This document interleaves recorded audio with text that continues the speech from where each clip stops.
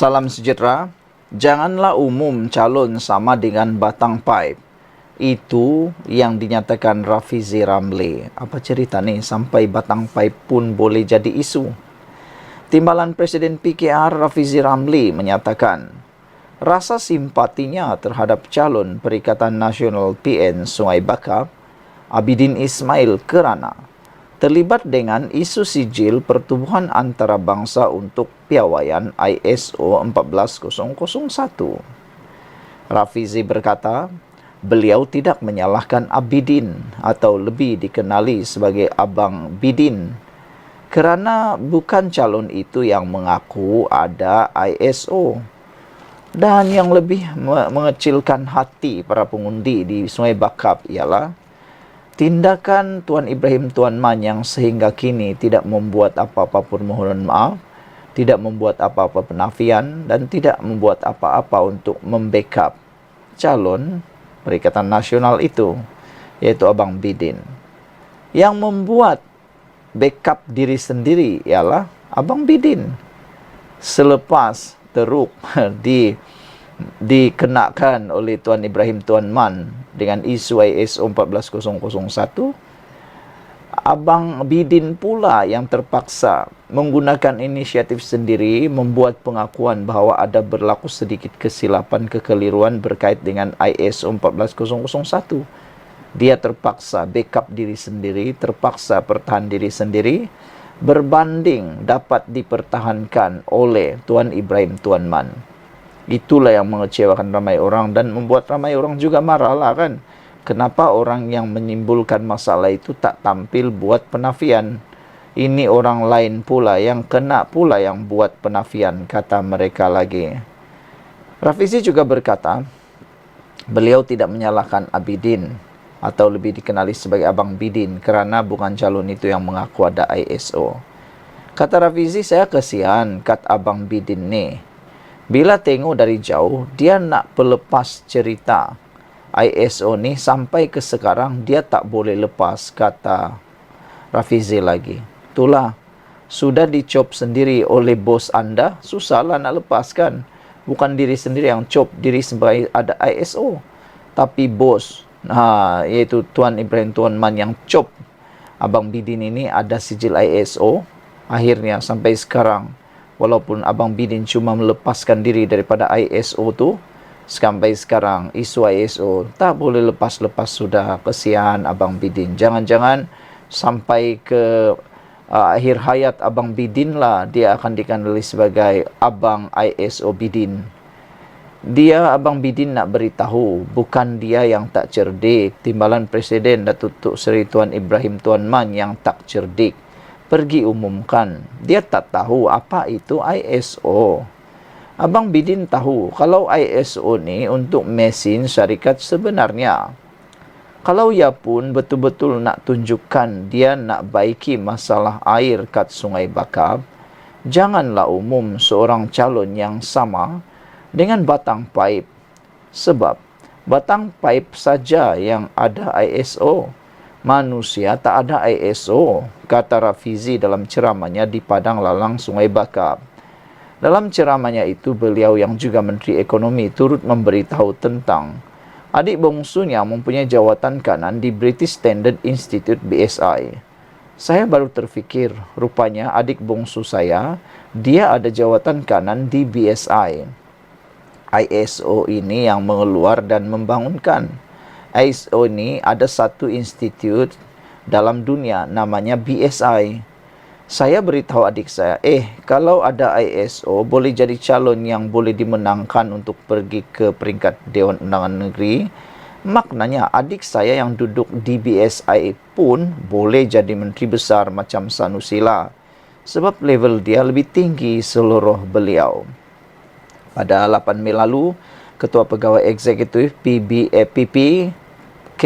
Patamandatan dilapor berkata pelaksanaan projek air Perak Pulau Pinang menjamin kecukupan bekalan air Pulau Pinang berikutan peningkatan permintaan yang dijangka mencecah 1,532 juta liter sehari menjelang 2030, kata beliau. Katanya pelaksanaan proyek itu juga membolehkan air disalurkan terus kepada pengguna air di seberang perai. Sekian dulu untuk kali ini. Jangan lupa tinggalkan komen Anda, tekan butang subscribe. Bye-bye. Muhyiddin kaitkan subsidi diesel bersasar dengan pinjaman IMF. Ini jawaban Rafizi.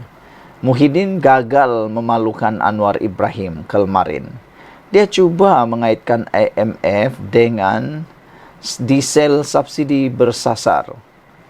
Tapi apa yang tak disangka, perkara itu telah pun menghancurkan dan memakan diri Muhyiddin sendiri. Disangka boleh mempengaruhi pengundi, tapi nampaknya lebih memudaratkan beliau. Pertanyaan pengerusi Perikatan Nasional PN Tan Sri Muhyiddin Yassin dalam satu kempen ceramah mega PN di Sungai Bakap kemarin yang bertanyakan, sama ada pelaksanaan penyasaran subsidi diesel mempunyai kaitan dengan pinjaman tabung kewangan antarabangsa IMF, menarik perhatian Rafizi Ramli.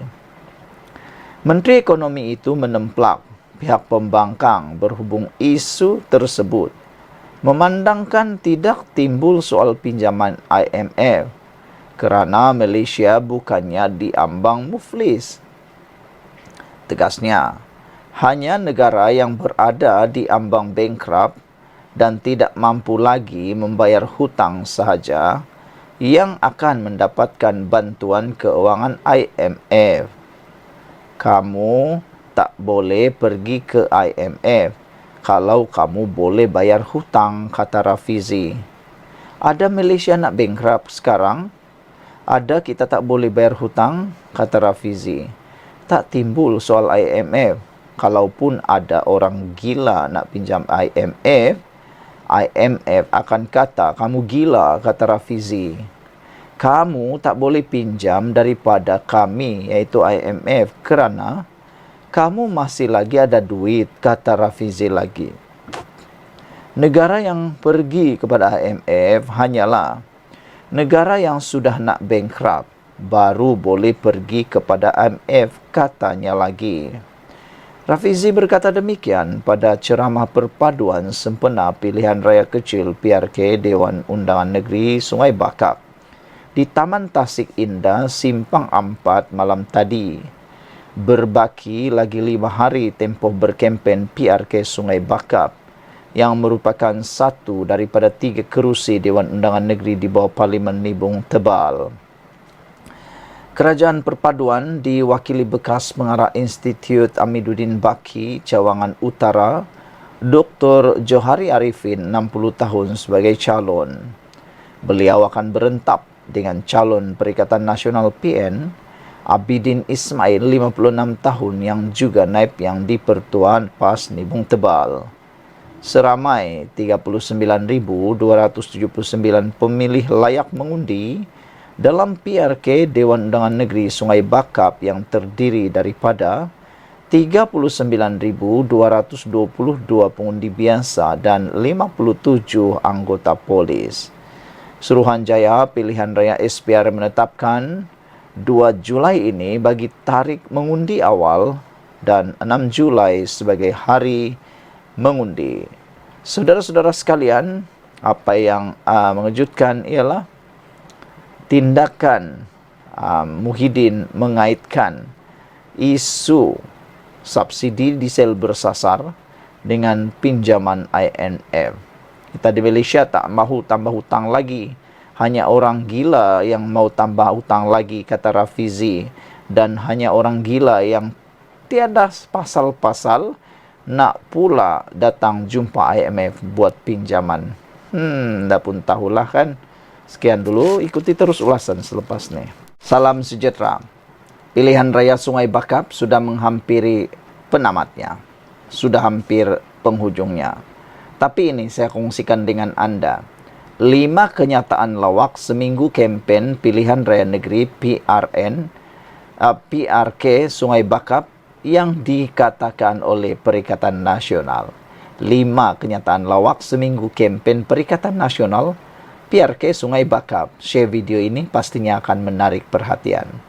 Pelbagai kenyataan lawak yang menjadi bahan sindiran orang ramai muncul sepanjang seminggu kempen yang dilaksanakan Perikatan Nasional PN pada pilihan raya kecil PRK Dewan Undangan Negeri Sungai Bakap. Berikut 5 kenyataan lucu Perikatan Nasional setakat ini sekaligus dilihat membuka mata pengundi Sungai Bakap pada 6 Julai depan untuk memilih wakil rakyat bukan badut pada 6 Julai depan. Nombor 1. Calon Perikatan Nasional PN ada ISO 14001. Lawak paling diingati sepanjang sejarah demokrasi di negara ini apabila calon bertanding diwar-warkan memiliki sijil pertubuhan antarabangsa untuk piawaian ISO 14001. Sehingga ramai netizen kata, calon Perikatan Nasional ini kilang ke? Sampai mereka kata, Tuan Ibrahim Tuan Man ni pernah jadi Menteri Alam Sekitar, tak tahu apa-apa tentang ISO ke? Kata mereka. Kenyataan lawak yang kedua. Kerja di syarikat yang sudah 2 tahun tutup. Saya serah pada Allah. Netizen ni zaman moden ni jangan disangka mereka ni bodoh. Netizen zaman moden ni pintar-pintar. Semua maklumat ada di hujung jari. Oleh sebab itu, mereka menyiasat kandungan resume pekerjaan daripada calon Perikatan Nasional sehingga mereka menemui bahawa kerja di syarikat yang sudah 2 tahun tutup, pekerjaan yang dibuat dalam penyataan penyataan peribadi calon Perikatan Nasional menunjukkan kononnya dia bekerja di syarikat yang sudah 2 tahun tutup. Tapi itulah netizen jumpa dan bila ditanya, saya serah pada Allah. Tak tahulah apa maksudnya. Mungkin serah pada kerana menipu mumpung. Tak tahulah. Nombor 3. Sudah seminggu kempen. Manifesto mana? Kita tunggu pimpinan katanya. Ini kenyataan lawak jenaka yang ketiga. Apabila selepas seminggu kempen, manifesto pun tiada. Bila ditanya, jawapan daripada calon Perikatan Nasional, kita tunggu pimpinan. Jadi semua keputusan itu pimpinan yang buat ke? Jadi kalau begitu susahlah. Rakyat di Sungai Bakap susahlah kalau begini kan. Ada pemimpin yang tunggu pimpinan semata-mata. Kenyataan lucu, lawak jenaka yang keempat yang telah dikeluarkan oleh Perikatan Nasional kempen seminggu di PRK Sungai Bakap ialah moto tersadai sebab diesel naik harga. Itu pernyataan Tuan Ibrahim Tuan Man. Ini paling lucu lah kan. Sampai netizen kata sejak bila pula ada motosikal guna minyak diesel sehingga dikaitkan dengan peningkatan minyak diesel. Agak-agaklah kalau nak cerita-cerita, nak reka cerita Pak Lebay, kata netizen. Mereka menemplak Tuan Ibrahim Tuan Man sebagai seorang yang pakar mereka cerita, tapi pakar juga memalukan diri sendiri. Sudahlah isu ISO belum selesai, datang pula dengan cerita moto tersadai sebab diesel naik harga. Dan yang kelima, isu yang kelima yang paling lawak sekali ialah menuduh Perdana Menteri Anwar Ibrahim melantik penasihat IMF di Kementerian Keuangan. Adun Sungai Burong memfitnah. Wah, ini memang paling lawak jenaka lah kan. Tiada sudah isu lain, tuduh Anwar Ibrahim lantik penasihat IMF. IMF ni tabung keuangan antarabangsa di Kementerian Keuangan. Sejak bila pula Anwar Ibrahim nak tebuh ni? Ini Adun Sungai Burong memfitnah, kata laporan ini. Jadi saudara, itulah 5 kenyataan lawak seminggu kempen pilihan raya PN di Sungai Bakap. Salam sejahtera. Yang ini paling menarik. Adakah PAS mahu masuk semula kerajaan? Yang kalau itu betul-betul berlaku, UMNO lah yang menjadi talian hayat. PAS jadi kerajaan semula. Wah, ada netizen kata, pemerhati politik kata, PAS ni mungkin sudah ketagihan. Terutama pemimpin-pemimpin mereka yang pernah jadi menteri, menikmati betapa mantapnya jadi menteri. Uang yang banyak, gaji yang banyak, allowance yang banyak, kehormatan yang banyak, kuasa yang banyak yang tak pernah mereka nikmati ketika menjadi pembangkang. Sekarang ini mereka dah ada pengalaman betapa nikmatnya menjadi kerajaan. Jadi, ulasan bahawa UMNO, talian hayat PAS jadi kerajaan, ada kebenarannya. Namun, adakah UMNO akan jadi bodoh untuk dipatuk 2 kali? Karena sebelum ini, UMNO dah pernah dipatuk oleh PAS. PAS meninggalkan UMNO secara diam-diam, membuat kejutan, perbincangan, rundingan dengan Bersatu, sehingga terbentuknya Perikatan Nasional. Ketika ditanya mula-mula, mereka jawab apa? Nafikan. Tapi akhirnya jadi pula ahli Perikatan Nasional pada masa yang sama masih berkahwin dengan UMNO. Jadi curi-curi kawin dengan orang lain baru, tak pernah beritahu istri yang pertama yaitu UMNO. Sedar-sedar saja sudah dikhianati. Kalau itu dalam dunia nyata, UMNO ni boleh dah minta cerai talak 15. Sampai begitu sekali, kena kesedihan lah kan. Ditipu, dinafikan. PAS masih mengharapkan UMNO bersama parti itu dan Bersatu merealisasikan impian membentuk kerajaan. Kerana sedar tidak lama lagi, tidak lagi dapat meyakinkan pengundi bukan Melayu, kata penganalisis politik. Azman Awang Pawi dari Universiti Malaya berkata, beliau bersetuju dengan kenyataan bekas Perdana Menteri Dr. Mahathir Mohamad dalam temu bual khas dengan FMT yang PAS tidak boleh memerintah sendiri. Sehubungan itu, parti dipimpin Hadi Awang berkenan perlu mencari rakan kerjasama meraih kemenangan di lebih banyak kerusi Melayu selain Bersatu meneruskan Perikatan Nasional PN dengan alternatif terbaik adalah UMNO. PAS dilihat masih mengharapkan UMNO untuk bersamanya dan bersatu dalam merealisasikan cita-cita membentuk kerajaan. Tapi ramai yang tak setuju kalau UMNO menyertai Perikatan Nasional PAS Bersatu. Ini kata mereka, sedangkan sekarang pun sudah sukar untuk pembahagian kerusi. Bayangkan kalau 3 parti yang bertemakan Melayu Islam ini bergabung. Macam mana agak-agaknya celarunya mereka dalam perebutan kerusi? Pasti Bersatu akan menuntut. PAS akan menuntut. Las-las, apa yang UMNO dapat? 2-3 kerusi saja untuk ditandingi. Itukah yang disebut dapat menyelamatkan UMNO? Itu namanya menjahanamkan UMNO. Kalau UMNO hanya dapat 3 kerusi ditandingi, macam manalah kadar kemenangannya? Las-las, yang sedikit bilangan pengundi Melayu Islam, mungkin itulah yang akan diperoleh oleh UMNO dan besar kemungkinan kalah. Kawasan yang boleh menang pasti Bersatu sebagai abang long pertama yang akan mahu, apalagi PAS. Pengundi Cina dan India sokong PKR, DAP dan Amanah. Mereka juga mula selesa dengan kerjasama Pakatan Harapan bersama UMNO. Katanya kepada FMT sambil menjelaskan, PAS juga sukar meraih undi komuniti Sabah serta Sarawak. Mereka sukar menerima dasar PAS.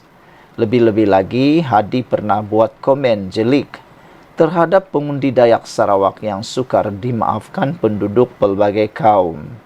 Selagi PAS dipimpin Hadi, selagi itulah Sarawak menolak untuk bentuk kerjasama dengan PAS, katanya. Semalam dilaporkan bekas Perdana Menteri Dr. Mahathir Mohamad berkata, PAS tidak akan dapat membentuk kerajaan persekutuan bersendirian memandangkan popularitinya terhad di Kelantan, Terengganu, Kedah dan Perlis.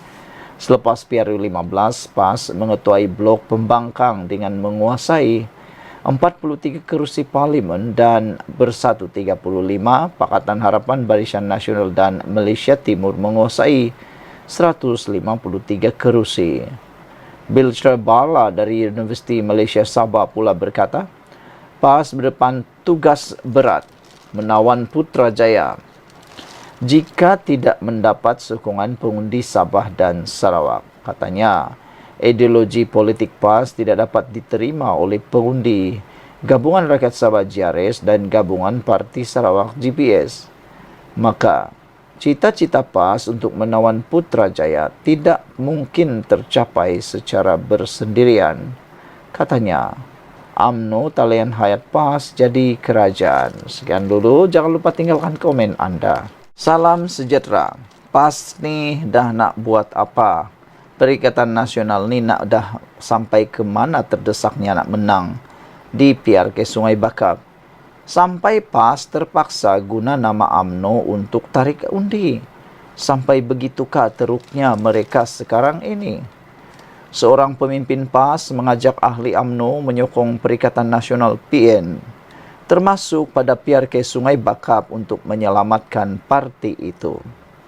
Ketua Penerangan PAS Ahmad Fadli Syari mendakwa, ini kerana pemimpin Pakatan Harapan PH terutama DAP tidak mahu melihat UMNO menjadi parti besar seperti dahulu. Saudara, ini hanya satu spekulasi, naratif yang selalu mereka buat. Bagaimana pula kalau tiba-tiba PAS berada dalam kerajaan itu? Adakah PAS berani berkata seperti ini? Mereka menggunakan isu DAP dan UMNO untuk melaga-lagakan mereka dan untuk menarik perhatian para pengundi.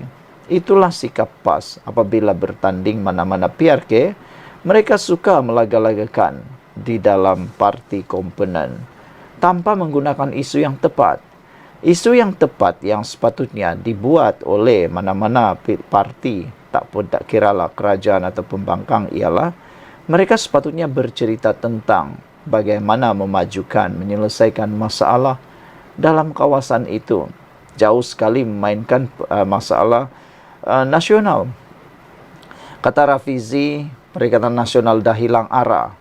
Modal politik mereka adalah modal politik yang tidak tepat. Mereka hanya bercakap isu nasional, tapi isu setempat mereka tiada. Tiada isu setempat yang mereka boleh gunakan. Cuba menggunakan isu setempat berkaitan air, mereka pula kena sendiri. Perikatan Nasional Tuan Ibrahim Tuan kena ludah sendiri, meludah ke langit, cuba salahkan kerajaan, terkena pula di muka sendiri. Nah, itu sebabnya mereka tak berani lagi guna isu semasa yang melibatkan isu setempat. Mereka hanya suka gunakan isu persekutuan, isu nasional, kerana itu ramai yang tidak difahami sepenuhnya oleh rakyat setempat. Ketua Penerangan PAS Ahmad Fadli Syari mendakwa, ini kerana pemimpin Pakatan Harapan terutama DAP tidak mahu melihat UMNO menjadi parti besar seperti dahulu. Sebenarnya saudara, kalau nak fikir balik semula, siapa yang pernah cuba mahu mengharamkan parti bersatu? Anda jawab sendiri. Orangnya ada di mana? Orangnya ada di mana? Yang cuba menyelamatkan UMNO daripada diharamkan ialah Anwar Ibrahim bersama Lim Guan Eng. Kata Anwar Ibrahim, walaupun mereka tak sehaluan masa itu dengan UMNO, dia kata tidak perlu diharamkan. Tidak perlu diharamkan, kata Anwar Ibrahim. Tapi ada tu penasihat siapa, kamu carilah sendiri. Siapa penasihat tu yang berusaha mati-matian nak mau mengharamkan UMNO. Disokong pula oleh seorang lagi pemimpin daripada sebelah. Jadi janganlah membuat anggapan kononnya DAP, kerajaan PH nak hancurkan UMNO. Yang sebenarnya pernah terbukti mahu hancurkan UMNO itu bukan DAP, bukan PKR, bukan Amanah, bukan Pakatan Harapan, tapi Anda carilah siapa orang itu daripada sebelah, daripada pembangkang. Dakwah Fadli lagi, UMNO tidak akan bangkit selepas berada dalam kerajaan perpaduan. Itu pun cerita bohong dan bodoh. Sebenarnya, berada dalam kerajaanlah UMNO boleh bangkit semula. Kalau UMNO berada di pembangkang, ramai yang mengatakan, terutama pengikut penganalisis politik, pemerhati politik kata, kalau UMNO tidak berada dalam kerajaan, silap-silap hari bulan, UMNO sekarang hanya tinggal cerita, tinggal kenangan. Tapi oleh kerana mereka berada dalam kerajaan, mereka kini makin hari makin dilihat relevan, menonjol di dalam kerajaan, menjadi semak imbang dalam kerajaan. Yang gagalnya itu ialah Perikatan Nasional. Mereka gagal menjadi pembangkang untuk semak imbang dalam kerajaan. Jadi, betullah, setujulah ramai orang bahawa PRK Sungai Bakap pas terpaksa guna nama undi UMNO, terpaksa guna nama UMNO untuk tarik undi.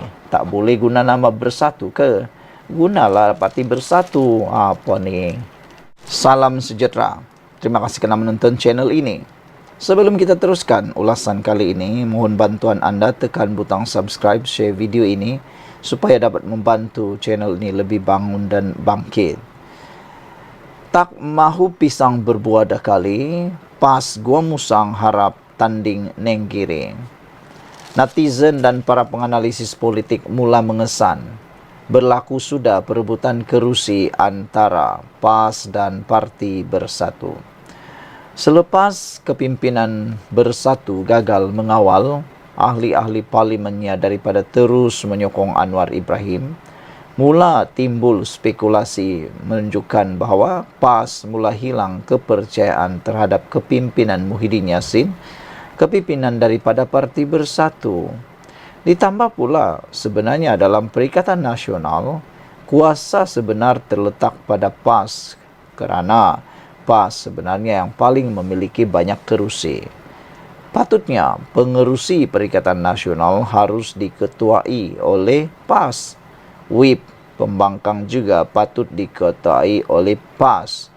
Tetapi semuanya telah pun diambil, diberikan kepada Parti Bersatu yang telah dilihat mula hilang kawalan terhadap ahli-ahli parlimennya sendiri, ditambah lagi dengan beberapa isu lain yang juga kini mewarnai politik Malaysia, termasuklah spekulasi kononnya PAS nak masuk kerajaan perpaduan.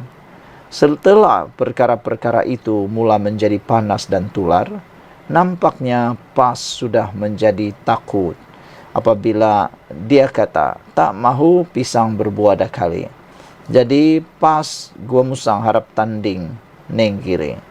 Maksud tak mahu pisang berbuah dah kali ini ialah PAS tidak mahu lagi dan tidak rela lagi melihat kerusi yang dimenangi Parti Bersatu menggunakan logo Parti PAS boleh mengkhianati Perikatan Nasional. Jadi mereka tak mahu lagi itu berlaku. PAS Gua Musang berharap calonnya diberi laluan bertanding PRK Dun Nenggiri dengan alasan kebimbangan pengundi episod peralihan sokongan berulang jika Wakil Rakyat Bersatu diletakkan. Yang dipertuanya Azman Ahmad mendakwa tindakan Muhammad Azizi Abu Naim dari Bersatu berpaling tada selepas menang memberikan kesan di kalangan pengundi di kerusi terletak di bawah Parlimen Gua Musang berkenan. Parlimen itu turut diwakili Azizi yang kini menunggu keputusan Speaker Parlimen Johari Abdul sama ada beliau perlu mengosongkannya atau sebaliknya. Susulan notis dikemukakan Bersatu pada 20 Jun lalu. Akibat tindakan itu, pengundi rasa ragu-ragu. Mereka yakin dengan wakil PAS berbanding segelintir dari Bersatu yang terbukti ada melompat Azizi alih sokongan. Jadi mereka bimbang berulang di Nenggiri. Bagaimanapun saya tak kata semua wakil rakyat Bersatu kaki lompat. Ada ramai yang bagus, kata Azman kepada FMT.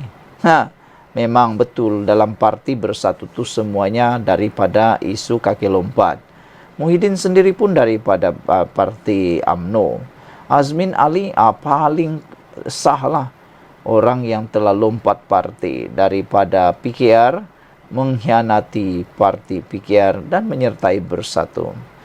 Azman menyerahkan perkara itu kepada pemimpin parti dan tidak akan memboikot jika Bersatu kekal bertanding di kerusi terbabit. Jumat lalu, Presiden Bersatu Muhyiddin Yassin berkata, Bersatu bersedia meletakkan calon Perikatan Nasional di kerusi terbabit yang dirampas BN pada PRN Ogos lalu. Azizi yang bertanding di bawah logo PAS ketika itu menewaskan Abdul Aziz Yusuf dari BN dengan majoriti hanya 810 undi. Dewan Undangan Negeri Kelantan mengumumkan kekosongan luar jangka kerusi itu berkuat kuasa 19 Jun lalu selepas Bersatu menyerahkan notis pelucutan keahlian Azizi.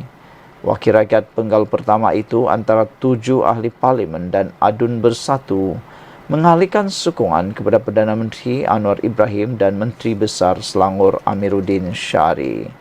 Sekian untuk kali ini. Jangan lupa tinggalkan komen anda, tekan butang subscribe. Bye-bye. Salam sejahtera. Mulanya mahu malukan kerajaan pimpinan Anwar Ibrahim. Mulanya nak malukan kerajaan Pulau Pinang. Tapi akhirnya perkara itu telah memalukan diri sendiri. Cuba ajar itik berenang, rupa-rupanya sendiri tak pernah berenang. Cuba nak malukan orang, rupa-rupanya sendiri malukan diri sendiri. Nak tuding orang lain, rupa-rupanya ada 4 jari, 3 jari lagi menuding diri sendiri.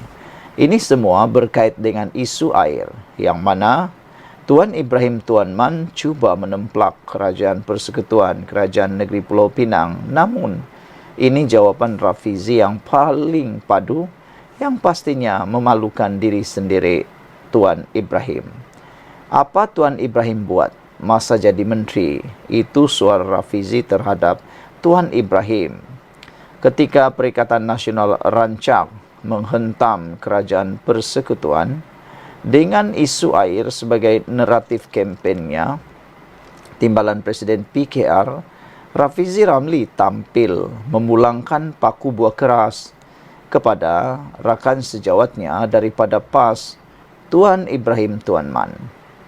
Menteri Ekonomi itu membalas serangan pembangkang berkaitan isu bekalan air di Sungai Bakap dengan mempersoalkan mengapa timbalan Presiden PAS itu mengabaikan masalah itu ketika menjadi Menteri Air dan Alam Sekitar, ketika Perikatan Nasional mentadbir negara selama 33 bulan. Coba kita tanya, yang menjadi Menteri Air dulu itu siapa? Anda jawablah sendiri. Jawapannya Tuan Ibrahim Tuan Man. Bukan Pakatan Harapan, bukan juga Barisan Nasional, bukan kita daripada Kerajaan Madani. Menteri Air ini Tuan Ibrahim Tuan Man.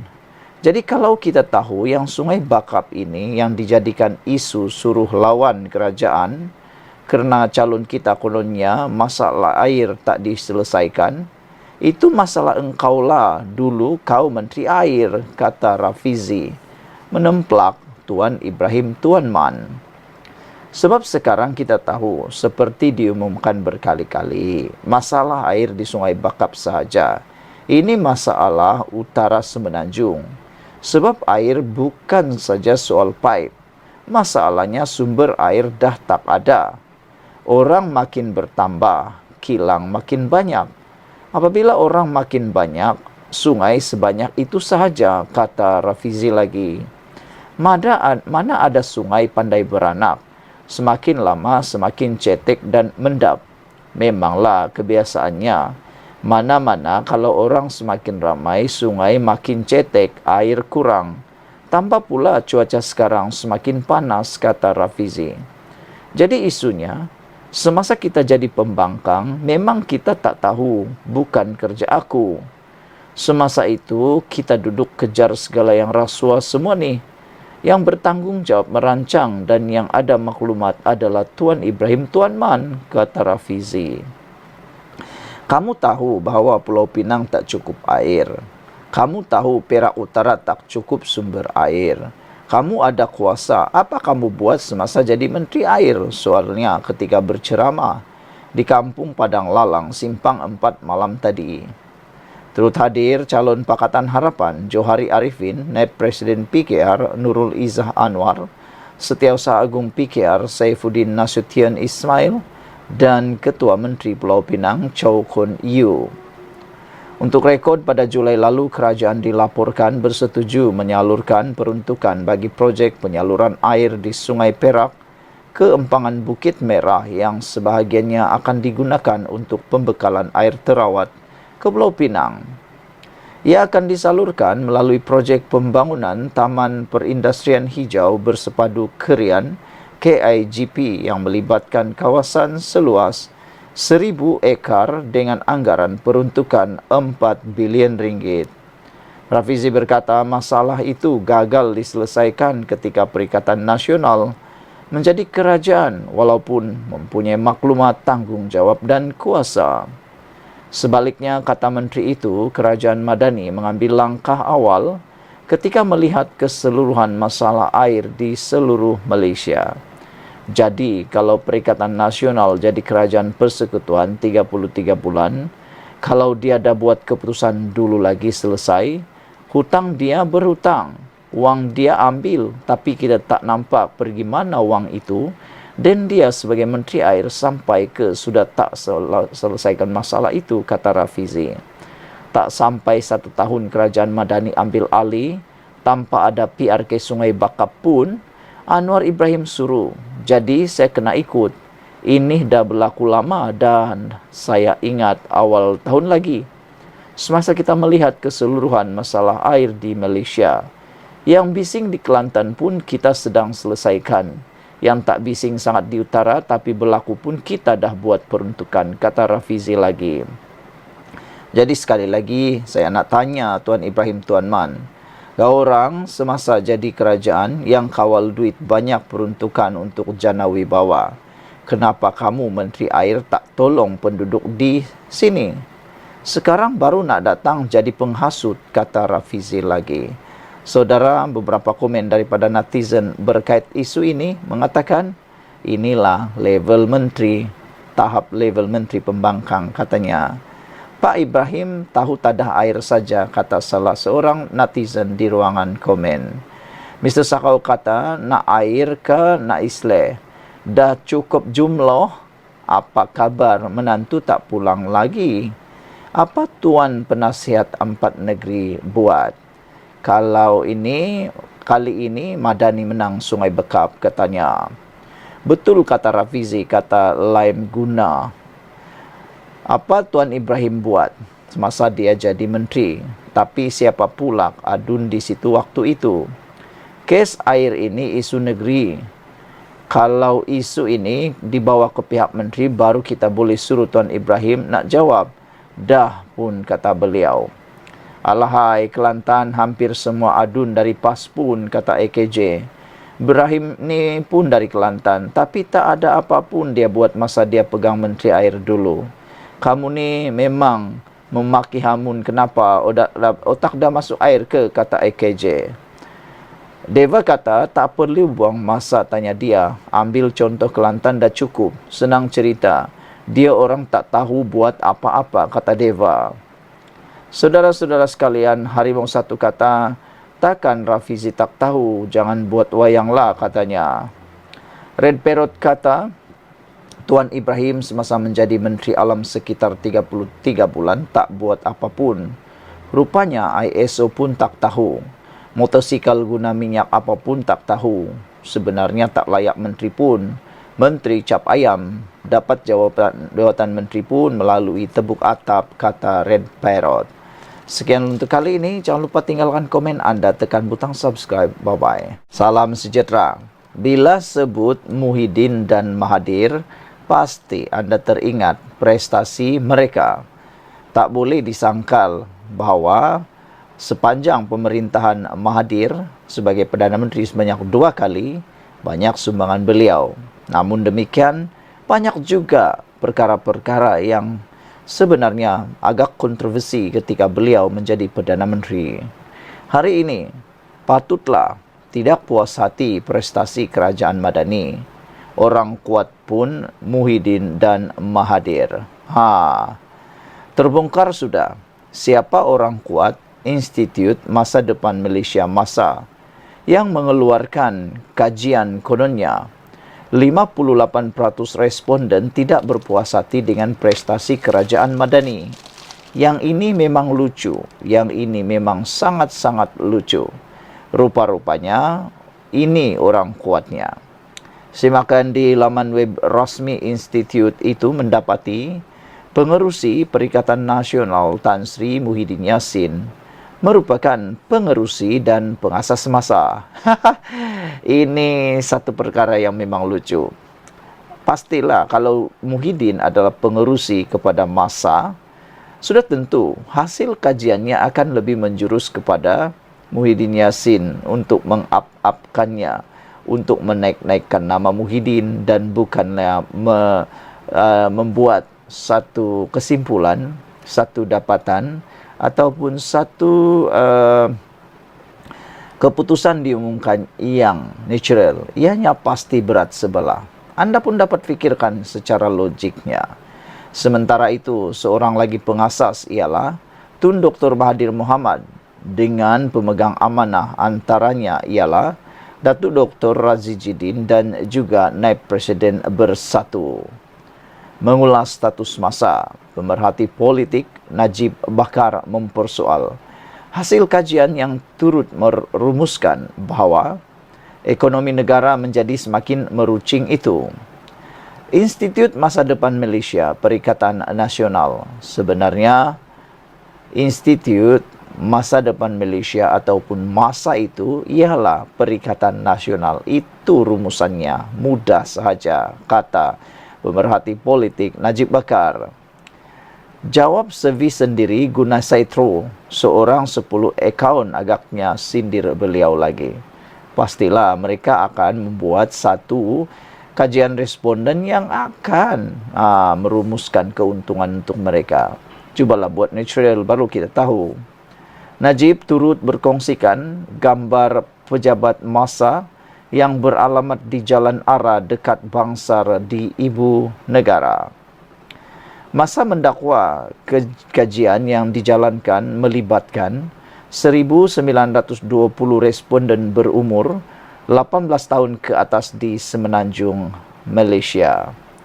Mereka kononnya ditemu bual mengenai isu-isu semasa ekonomi, sosial dan politik menerusi telefon dari 30 April hingga 26 Mei lalu.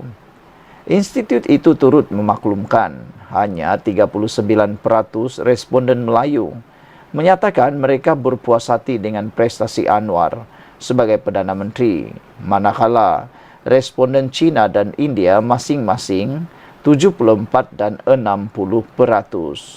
Saudara-saudara sekalian, pendedahan ini memang luar biasa. Akhirnya, tembelang sebenar konon kajian MASA ini adalah ini dia, orang kuat Muhyiddin dan Mahathir patutlah tak puas hati prestasi kerajaan Madani. Jumpa lagi, bye-bye.